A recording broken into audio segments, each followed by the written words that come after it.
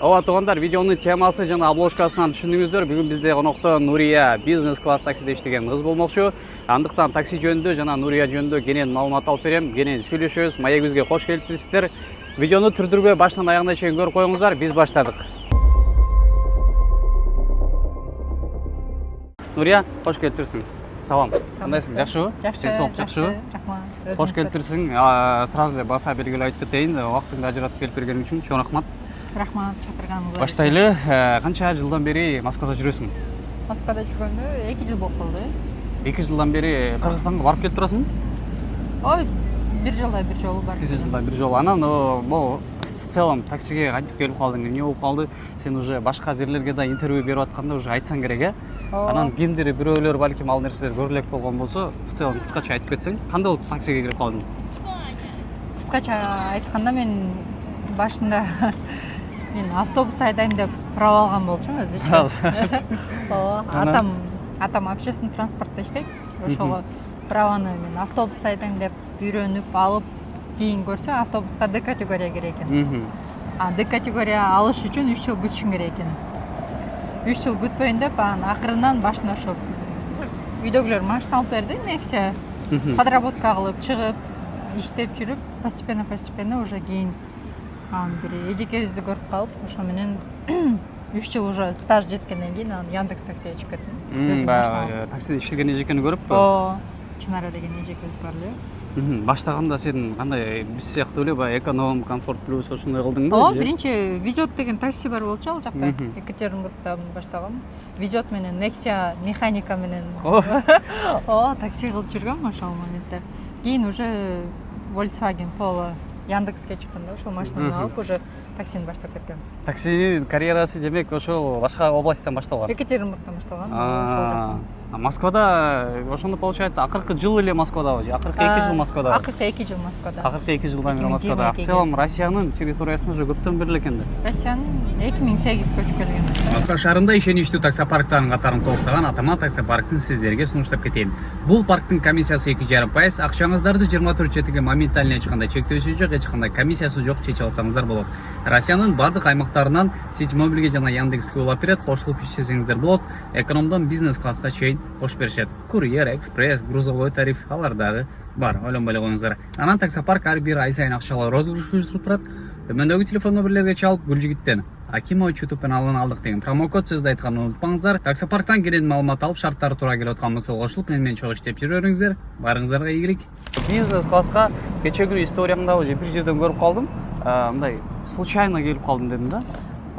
Бизнес класска көчөдө бир заказга баргам. Анан бир Toyota Camry туруптур, парковкада эле, просто көчөдөн эле көрүп калып, жана машинаны прям өлө жакшы көрүп, прям сүйүп калдым да, любовь с первого взгляда деп койсо. Аябай мындай жакшы жасалыптыр. Camry 70-ка көчөдөн көрүп калып эле.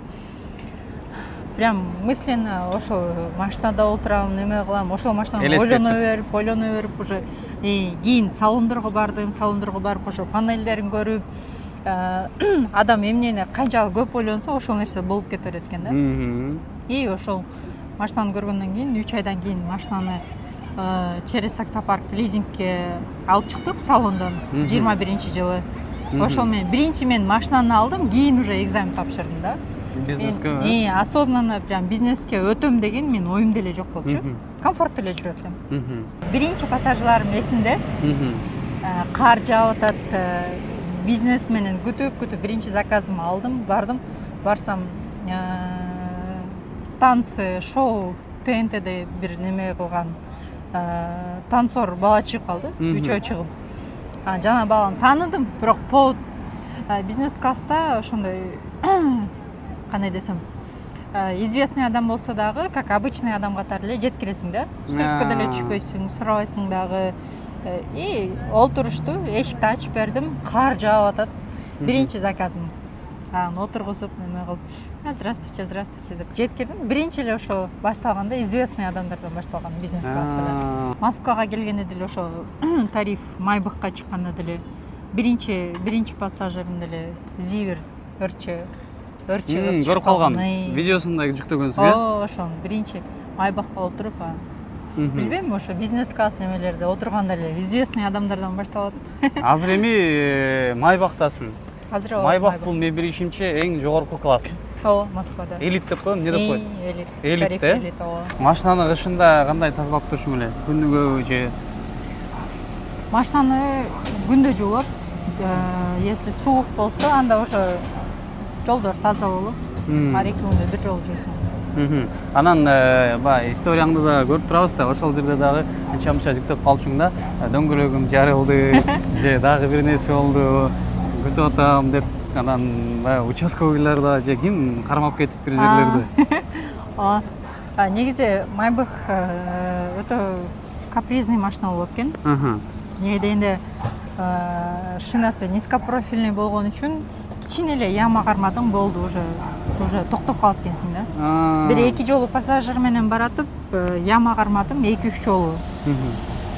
Просто сразу эле дөңгөлөгүм жарылып, ошо жолдо калып кеткен учурлар көп болду. Кышынасы.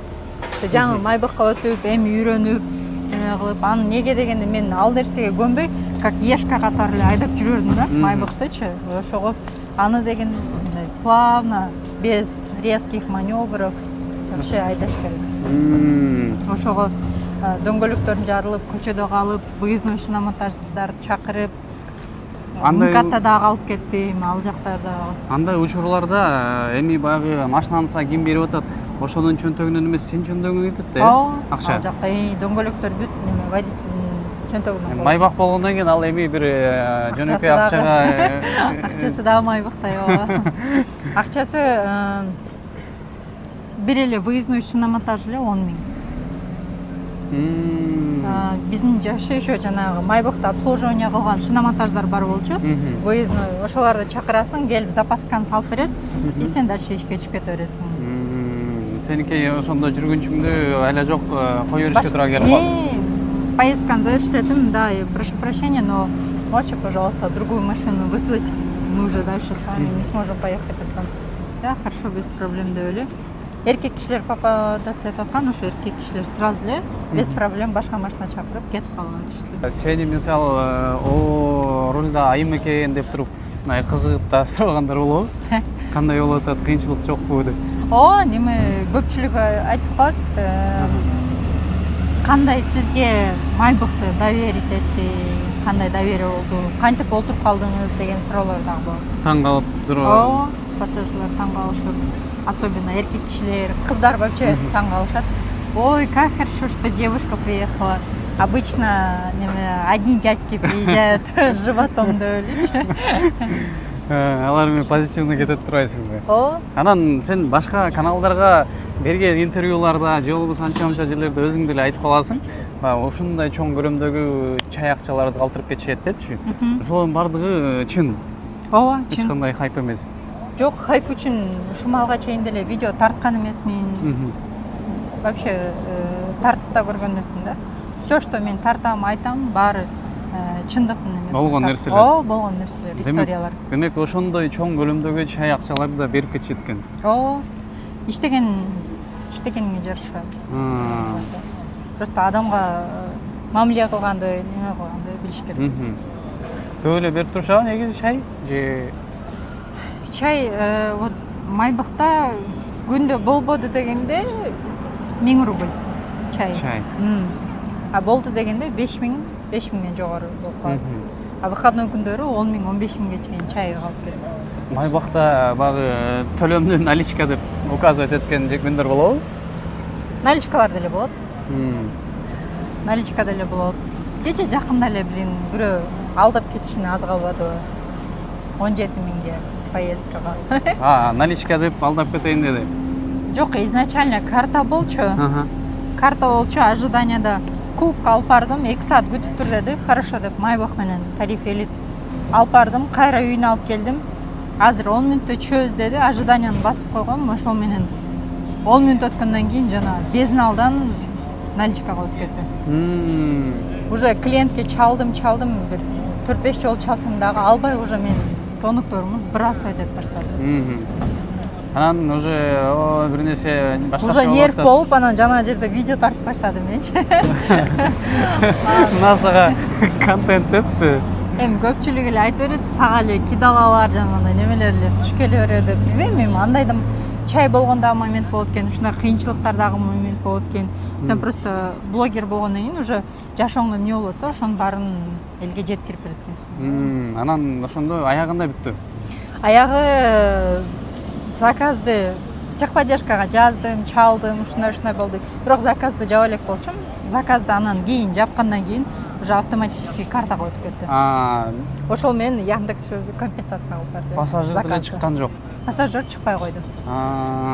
Сенин мисалы ушул таксиде күнүмдүк графигиң кандай? Мисалы күн иштейсиңби, түн иштейсиңби? График өзү негизи вот бизнес класста иштегенде эң жакшы график эртең менен 5-6га жумушка чыгып калсаң, кечки саат 7-8ге чейин иштесең деле өтө жакшы жетет да. Сон жумуш болот. Неге дегенде бир аэропортко барып келесиң, бир аэропортко барып келгенде аренда башка расходторуң жабылат. И дальше өзүң уже өзүңө иштей бересиң. Сен кандай уйкучусуңбу же эртең менен? Бирок азыр уже таксиден деле эми көп такси деле түшүнсө керек. Таксиден мындай ноюп каласың. Жана 16 саат жүрө берип уже эзилип машинаны көргүң келбей калат уже акыркы күндөрү. Вот канча коллегалар менен сүйлөшпөй, неме кылбай, Нурия иштегени вообще желание жок болуп атат деп көпчүлүк айтат. Мен деле эмес экен деп коем, баарын эле ошол эле. Анан бирок андай дейин десе, сени көрүп калган историяларыңан айтып атпаймынбы? Көп жактарга барып келесиң да? Мээңди сергитип турат окшойсуң. Жана адамда выгорание деген болуп кетет экен да. Ал деген депрессия болуп, көп ойлонуп, жумуш же иштете эле кыйратпайсың да, же эсе албайсың. И ошондой момент башталганда мен уже башка жака учуп кетем. Же ата энеме учуп кетем Екатеринбургка, же ошо инаңда ошо кече жакында ошо Сочиге барып. 5 суткага отуруп чыкканыңда бир айтып өтсөң, кандай болду, эмне болду? Ал 5 сутка жумушта эмес болчумун. Футболка менен, машина менен бараткам. Токтотуп текшерип калды. Мен регистрацияны продлениега берип койгон болчумун. И базадан жок болуп калып. Хорошо, типа регистрацияң чыкпай калды.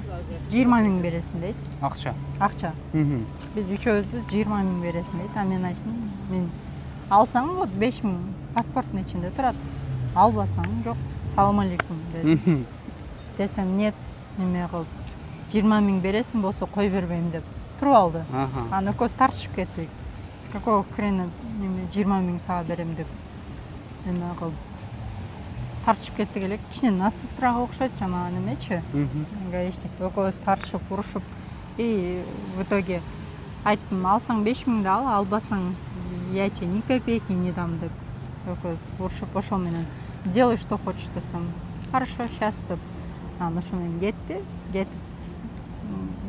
мен оформление кылып 5 сутканы неге отуруп чыктым. Жана экөөбүз урушуп кеткенибиз үчүн мени сопротивление при задержании деп туруп негизи мен сразу эле кетет болчумун. Сопротивление при задержании деп мен вообще 15 суткага неме кылып аткан да. 15 суткага отуруп чыгасың деп анан сотко бардык элек. Сот 15 сутка эмес, ошо 5 сутка хорошо деп административный штраф жазып берди. Бизге каршылык көрсөттү, уккан жок дегендей болуппу? Ошо бизге каршылык көрсөттү. Просто уже неме жини келип калды да, экөөбүз бири-бирибизге теңелип неме кылып. Мен дагы уступка кылган жокмун. Ойлоду, типа Майбахка айдап жүрөт, акча көп берет деди. Айткан суммам, мен бергим келген жок. Пешене терроризм менен иштеп жүрөбүз. Ошого 5 000 штраф жазып берди.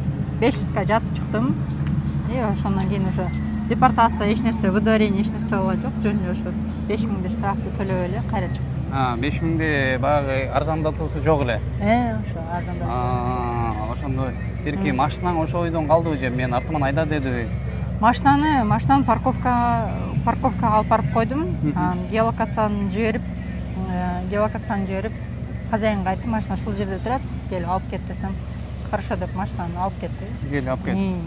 Мен жакшы арендадан деле минуска кеткен жокмун, сразу экинчи ключу бар эле өзү алып кетти.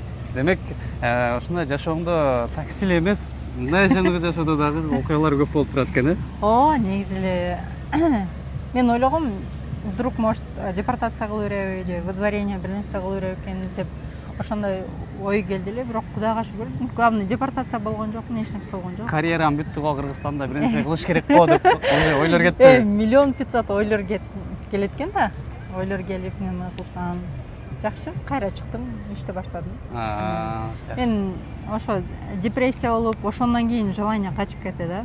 Иштеген эртең сентябрда Кыргызстанга кетем. Ошого иштегим келбей вообще. Ал жака да бир мейин сергитип келейин деп барасың. Ооба. Жакшы.